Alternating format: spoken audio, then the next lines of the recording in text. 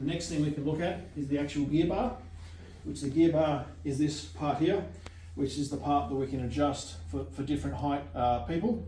So you can have the different stride lengths and the different tensions on the springs.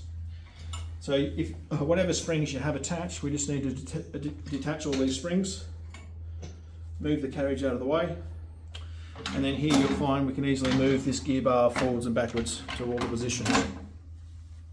One thing we're looking for is on this gear bar plate is that this is actually not cracked anywhere. You might find there's cracks up along the top, along the bottom. You just want to visually check that or even feel it. You can feel a crack that's in there. And then some of these bolts here we need to tighten up as well. So you've got a 5mm Allen key there and then a 4mm Allen key on here. So we just need to get them.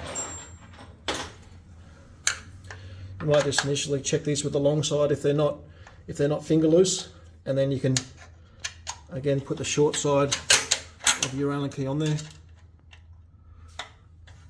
and then just firm it up. These are actually plastic as well, so we don't want to do it too tight at all. We just want to do a firm, just to make it firm with a couple of fingers on your Allen key. Don't rip it up tight because you could crack around the bolt heads here as well. The gear bar itself here, we want to check that these bolts here are tight. So put these in. It'll angle up a little bit, but if you angle it up, a couple of fingers at the end and just making sure they're firm. Don't need to over tighten. Allen key in, firm it up. Check the opposite side as well. They're all tight and firm. Move the gear bar once you've finished, just to check that it can move freely. And then also we want to check these eyelet rings here, that these are quite tight. So just check through these are firm. One thing you might find is with these, the threads should be sticking out past the nut head here as well. So if this was physically loose, let me loosen it, like that, you can't see it sticking out the end, then you know it's physically loose like this, and then you can just tighten it up just to firm it up, and you can see 1 or 2 thread coils sticking out, and you know that's quite firm, and then you're holding them and they're not moving. So that's how you check the gear bar and the gear bar plate as well.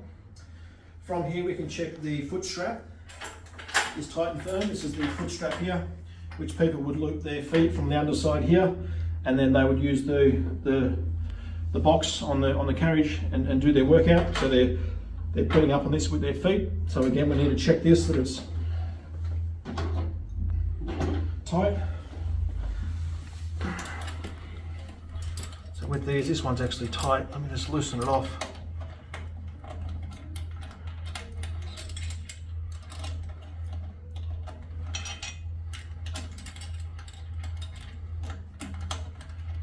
So this, if these are finger loose like this, how I can undo it?